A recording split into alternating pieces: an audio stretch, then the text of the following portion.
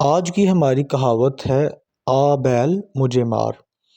اس کا معنی اور مفہوم کچھ اس طرح ہے، خواہ مخواہ کی لڑائی مول لینا۔ اس کہاوت کے پیچھے کہانی کیا ہے وہ جاننے کی کوشش کرتے ہیں۔ ببلو میاں کی عمر تو 11 برس تھی، لیکن ان کی شرارتوں کا یہ حال تھا کہ برے برے اپنے کان پکڑتے تھے۔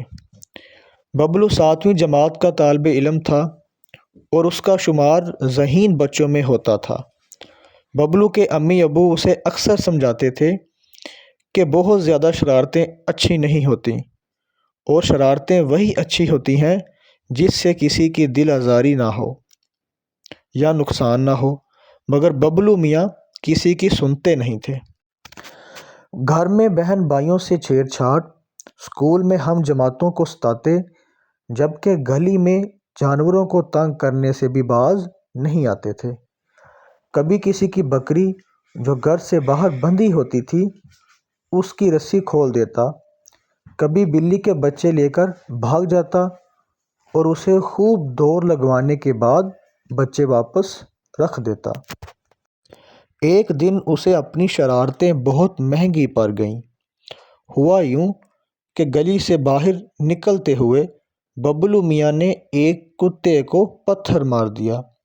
کتا جو شاید پہلے ہی غصے سے بھرا بیٹھا تھا، وہ ببلو میاں پر جھپٹ پڑا اور اس کے جسم کو بھنبھوڑ ڈالا، جس کی چیخو پکار سے لوگ جمع ہو گئے اور اسے کتے سے چھڑایا۔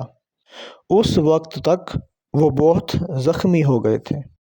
اسے ہسپتال لے جایا گیا، جہاں وہ 2 روز تک بے ہوش پڑا رہا۔ اس کے زخموں کی مرہم پٹی ہوتی رہی، پیٹ میں اینٹی ریبز کے انجیکشن لگے۔ تیسرے روز اسے ہوش آیا تو اپنے سرہانے ابو کو بیٹھا دیکھا۔ اسے ہوش میں آتے دیکھ کر ابو نے کہا، بیٹا، میں تمہیں سمجھاتا تھا نا کہ ہر وقت کی شرارتیں اچھی نہیں ہوتیں، نتیجہ تم نے بھگت لیا۔ بلا وجہ کتے کو چھیڑا اور ہسپتال میں داخل ہونا پڑا۔